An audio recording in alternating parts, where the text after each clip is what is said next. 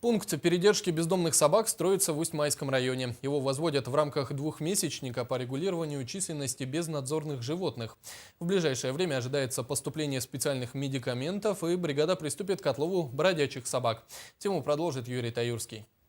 Главой района Юрием Боярским подписано распоряжение о проведении двухмесячника по регулированию численности безнадзорных животных. Ну, в целом по району выделены из 10 поселений 8 поселениям денежные средства в зависимости от численности безнадзорных животных в той или иной мере, то есть, ну, суммы разные, у всех поселений разные суммы. На сегодня по району освоено около 54 субвенций, которые на эти цели выделила республика. 6 глав поселений района, кроме Льдикана и Солнечного, серьезно взялись за выполнение условий и содержание бродячих собак. За чертой поселений выделяются земельные участки, строят пункты содержания животных, ямы для биологических отходов. А для экономии средств и эффективности близлежащие поселения Усьма и Петропавловск заключили соглашение о совместном содержании пункта передержки собак. У нас на 2 поселка будет 1 пункт передержки. Соответственно, привлечены люди. Уже объект у нас завершен практически.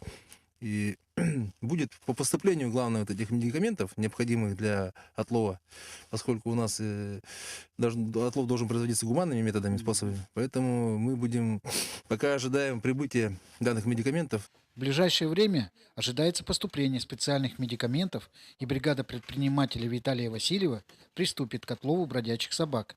Здесь на 12 мест. Собак, да? Да. Ну вот для летнего варианта вот еще есть.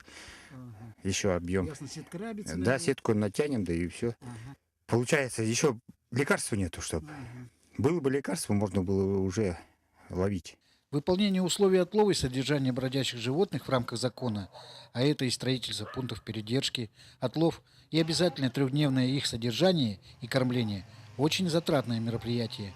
Но все же главы поселений решают эту проблему в рамках цивилизованного законодательства.